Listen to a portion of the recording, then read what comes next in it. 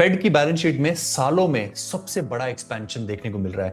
I am sure ये breaking news है, अभी तक किसी ने कवर नहीं की है, बट उससे ज्यादा जरूरी कि केवल एक छोटे से चार्ट को देखकर उसके बेसिस पर ही अनाउंस कर देना कि अब लिक्विडिटी इंजेक्शन होगा, अब बुल मार्केट आएगी। इससे ज्यादा मेरी कोशिश रहेगी कि मैं आपको समझाऊं कि फेड की बैलेंस शीट में कितना एक्सपेंशन होने पर पंप आता है। पास्ट से आपको कंपेयर करके बताऊं कि क्या QE होता है और क्या QE नहीं होता है, बिटकॉइन के प्राइस में टेक्निकल चार्ट्स में कहां सपोर्ट कहां रेजिस्टेंस है, और उसके बनिस्पत डॉलर को क्या फायदा होने वाला है, क्योंकि बिटकॉइन के ऊपर जाने के लिए डॉलर का गिरना बहुत जरूरी है।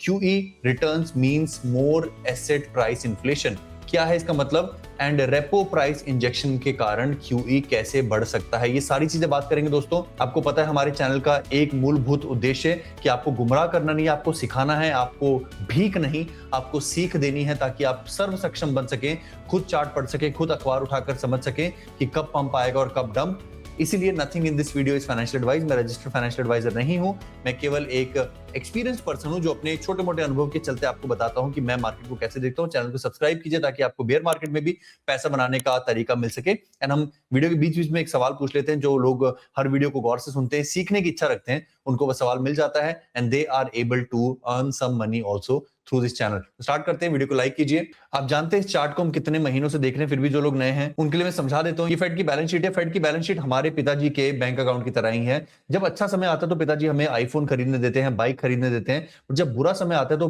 पिताजी हमारे खर्चों पर रोक लगा देते हैं, और जब बहुत बुरा समय आता है तो पिताजी को घर की चीजें भी बेचनी पड़ती हैं। ये वो समय है क्वांटिटेटिव टाइटनिंग का, जब फेड पिताजी को अपने घर की कुर्सियां मेज भी बेचने पड़ते हैं। और अगर हम थोड़ा सा जूम आउट करें, पिछले 15 सालों का खाका देखें, तो जब पिताजी ने चीजें खरीदनी शुरू की थी, यानी कि जब उन्होंने क्वांटिटेटिव ईजनिंग शुरू की थी, जब उन्होंने आईफोन और बाइकों पर खर्चे करने शुरू किए थे, ये क्रिप्टो की सबसे बड़ी बुल मार्केट बनकर आया था। और वहीं दुर्भाग्य से पिछले 2 साल में ये पहली क्रिप्टो की बुल मार्केट है सो कॉल्ड, जहां पर फेड एक्चुअली सेलिंग कर रहा था। यही मेरा अचंभा है कि इतनी भयंकर सेलिंग के बावजूद भी इतना बड़ा पंप बिटकॉइन 1,27,000 तक गया, तो गया कैसे। कॉन्टेक्स्ट के तौर पर 2020 की बुल मार्केट से पहले फेड की बैलेंस शीट में 3.5 ट्रिलियन 4 ट्रिलियन हुआ करते थे, और जब तक 2021 की बुल मार्केट अपने चरम तक गई, फेड के पास करीब 9 ट्रिलियन की बैलेंस शीट थी। तो यानी यहां पर फेड ने करीब करीब 6 ट्रिलियन डॉलर की खरीदारी की थी। और वहीं इस बुल मार्केट में 9 ट्रिलियन डॉलर की फेड की बैलेंस शीट घटकर 6.5 ट्रिलियन डॉलर तक गिरकर आ गई।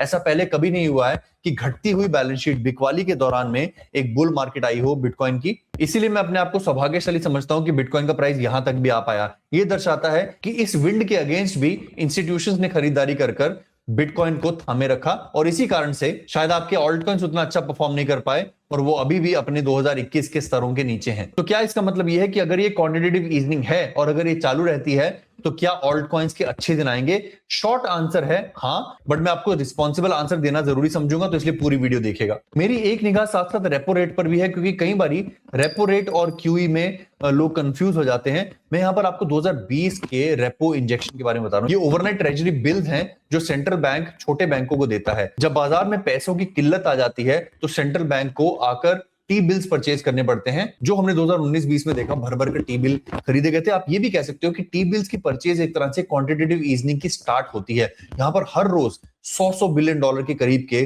टी बिल खरीदे जाते थे। वहीं अगर आप जूम इन करके 2020-21 के बाद का आंकड़ा देखेंगे तो पूरे 2021, 22, 23, 24 में फेड ने ओवरनाइट रेपो इंजेक्शन किया ही नहीं।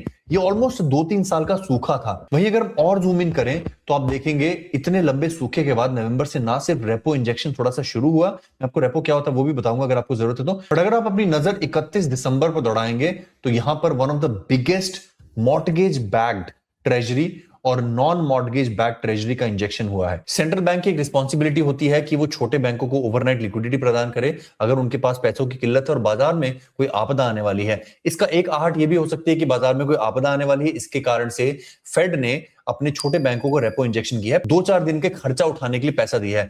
फेड ने अभी खरीदारी शुरू नहीं की है, क्वांटिटेटिव ईजनिंग हो गई है हल्की हल्की शुरू, बट उतनी तेजी के दर से नहीं। कितनी होनी चाहिए, कितनी हो रही है, इसके लिए एक छोटी सी रिपोर्ट 60 सेकंड की जरूर देखिएगा। हमारी रिसर्च के मुताबिक पिछले कुछ हफ्तों में 3 बिलियन डॉलर से 24 बिलियन डॉलर की क्वांटिटेटिव ईजनिंग शुरू हुई है। This is other than the treasury bill purchase. और फेड की बैलेंस शीट अभी भी अगर आप देखोगे 6.5 ट्रिलियन डॉलर्स पर ही है। 6.53 ट्रिलियन से 6.58 ट्रिलियन हो गई है। ट्रिलियन को समझने के लिए इसको 1000 बिलियन मान के चलते हैं तो 6535 बिलियन बन चुके हैं। 6581 बिलियन यानी करीब करीब 50 बिलियन डॉलर की बाइंग दिसंबर के पूरे महीने में हुई है। वहीं अगर आप कोविड की तरफ नजर दौड़ाएं तो कोविड के दौरान या उसके पहले 4.2 ट्रिलियन की बैलेंस शीट थी, जो बढ़कर 8.9 ट्रिलियन हुई करीब 1.5 साल में। यानी कि करीब करीब एक साल में 50 हफ्ते होते हैं, यानी कि करीब करीब 1.5 साल में यानी कि 75 हफ्तों में फेड ने करीब करीब $5 ट्रिलियन ऐड किए। यानी मोटा मोटा हर हफ्ते $80 बिलियन की खरीदी हो रही थी। वहीं अगर हम दिसंबर की बात करें तो हर हफ्ते $15-20 बिलियन की खरीदी, और पूरे दिसंबर के महीने में करीब करीब $50 बिलियन की खरीदी।